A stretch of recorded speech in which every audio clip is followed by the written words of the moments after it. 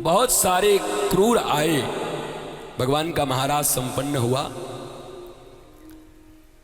लेकिन सब मारे गए। अब कंस ने अक्रूर भेजा। क्रूरों से काम नहीं चला, क्रूरों को भगवान ने मार दिया। तो कंस भी समझ गया कि क्रूर तो कृष्ण को ला नहीं सकते, वह क्रूर को भेजना होगा। अक्रूर आए। अक्रूर भगवान को बहुत प्रेम करते। जब कंस ने आदेश दिया कि कल श्री कृष्ण बलराम को जाकर के ले आओ, यहां धनुष यज्ञ होगा और इसी धनुष यज्ञ में कृष्ण और बलराम की हत्या कर दी जाएगी, मार दिया जाएगा।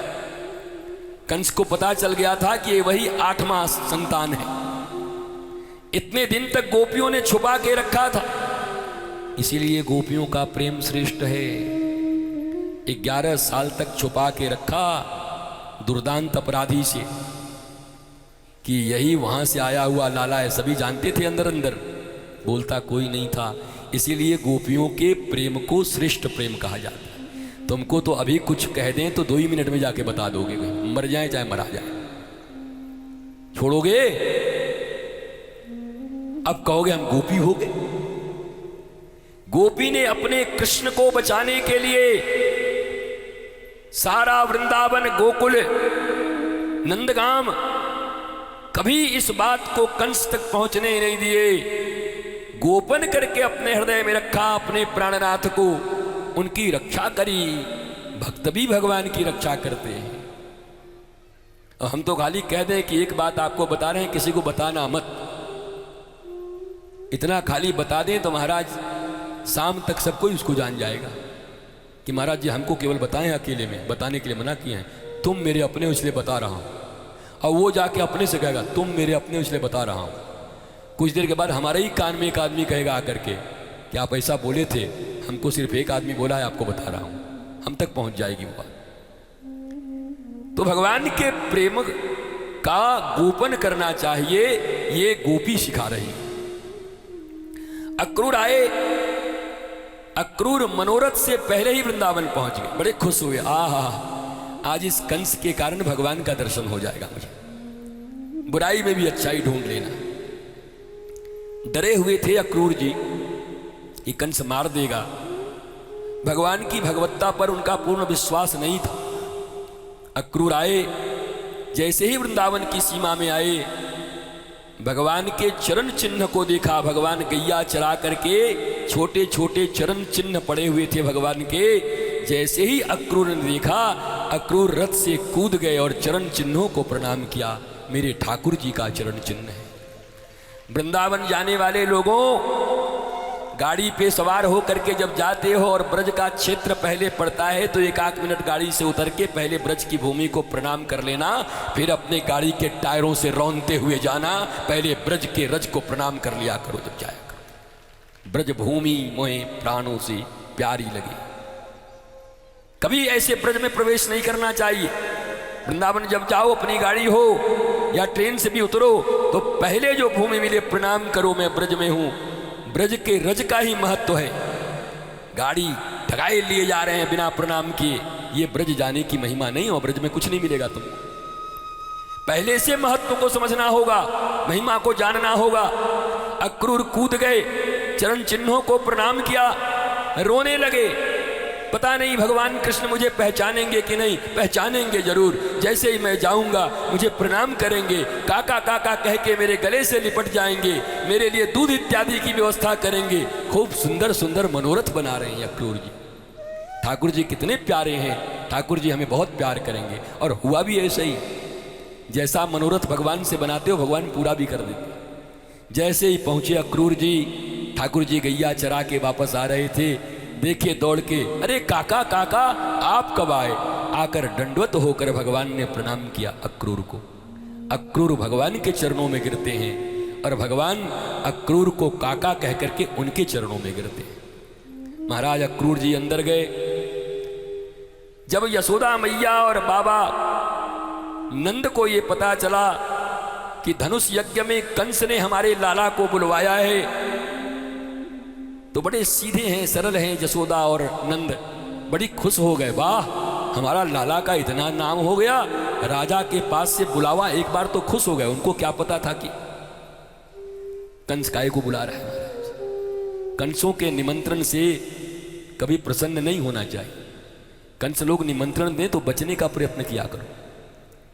कंस का अर्थ क्या है? अर्थ इतना है, इतना भी और पाना है। कंस के निमंत्रण पर भगवान के जाने की बात आई। रात्रि का समय है और आज अंतिम रात्रि है ठाकुर जी की मैया यशोदा के पास, क्योंकि कृष्ण कह के जाएंगे कि परसों आ जाऊंगा, पर बरसों नहीं आएंगे। काम है इनका झूठ बोलना। भगवान के बंसी वादन की लीला अब विश्राम हो चुकी। रास की परम अवस्था की घटना घट गई। अब पांचजन्य शंख लेकर के शत्रुओं का संहार करने के लिए भगवान निकलेंगे। इसलिए बंसी को राधा रानी को दे के आ गए। भगवान बंसी लेके नहीं गए द्वारिका।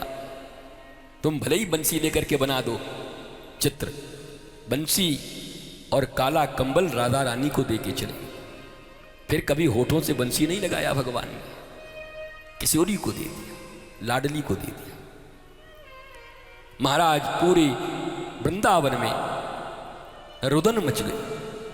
जैसे ही गोपियों को, ग्वालों को, गैयाओं को, बछड़ों को, जीव जंतुओं को खबर मिली कृष्ण जा रहे हैं। जब से भगवान आए तब से एक दिन के लिए भी भगवान कहीं नहीं गए। एक पल के लिए भी वृंदावन के लोग भगवान के दर्शन से वंचित नहीं रहे।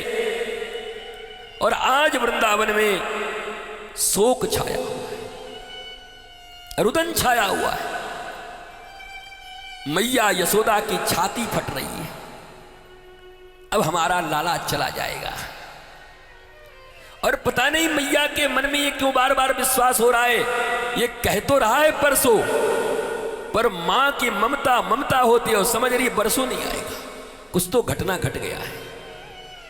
मां के मन में ऐसा बार बार अंदेशा उठता है। कृष्ण कह तो रहे हैं परसों आने को, पर यह अब आने वाले नहीं है।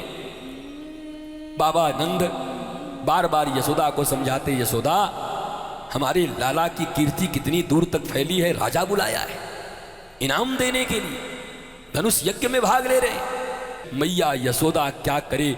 आज कृष्ण मैया यशोदा से आंख नहीं मिला पा रहे हैं, क्योंकि कृष्ण को पता है मैं जाऊंगा तो आऊंगा नहीं। चोर की दाढ़ी में तिनका। ठाकुर को पता है मैं जाऊंगा तो फिर आऊंगा नहीं, पर वो कह रहे हैं कि परसों आऊंगा। इसलिए मैया से आंख नहीं मिला पा रहे। तो चुपचाप जा करके और सो गए। उधर मैया गई, बोला लालन आज तो बड़ी जल्दी सो गया। हमारे बिना कभी सोता नहीं, जब तक तुम्हारी मालिश न करूं। कितने नखरे हैं तुम्हारे सोने के, आज तो चुपचाप सो गया। पर कृष्ण में हिम्मत नहीं है कि मां यशोदा से वो आंखों को मिला सके। ये प्रेम है। भगवान भी मां के प्रेम से और उसके परम मोह से वंचित नहीं है। भले ही भगवान आया है, पर दूध पिलाने वाली मैया का प्रेम अलग होता है। भगवान ने मुंह फेर लिया। मैया जगाती है, लालन आज दूध भी नहीं पियो। अंत में जब यशोदा ने सोचा सो गया क्या, जब देखा जाकर उधर तो कृष्ण की आंखें भीगी हुई, बिस्तर के लाल। भगवान रो रहे हैं निरंतर। मैया ने पकड़ के छाती से लगाई, ठाकुर तू तो आ जाएगा परसों, काहे को रोता है? तू ही तो कह रहा है ना कि परसों आएगा, फिर रोता क्यों है? पर भगवान को यह पता है कि अब मैया के दर्शन अत्यंत वृद्धावस्था में कुरुक्षेत्र में होगा, सम्यक क्षेत्र में, यज्ञ के समय। यशोदा भी रुदन करती है। दोनों सोते एक ही जगह हैं। लालन 11 साल के हो गए हैं, पर यशोदा के बिना सोते नहीं। एक भी दिन यशोदा से दूर नहीं रहे श्री कृष्ण कभी। अपनी छाती से लगा के सुलाती है। ये प्यार आज के बच्चों को नहीं मिलता। मां वो प्रेम जो देना चाहिए अपने बच्चों को 3-4 साल के बाद उन्हें झोंक देती है, क्रूर संसार के हवाले कर देती है। वही किताबें, वही कॉपी, वही छोटे से बच्चे को टेंशन। मां भी रो रही है, कृष्ण भी रो रहे हैं, दोनों के मुंह अलग अलग है। मैया उधर मुंह करके, कृष्ण उधर मुंह करके, और बारी बारी से दोनों उठते हैं। उनको लगता है कि मैया सो गई होगी, तो धीरे से उठ के देखते हैं तो मैया की आंखों से निर्जर अश्रु चल रहे।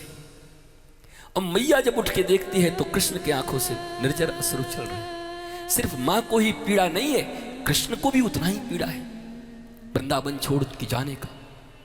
लेकिन कर्तव्य की पुकार है, उद्धार करना है लोगों का।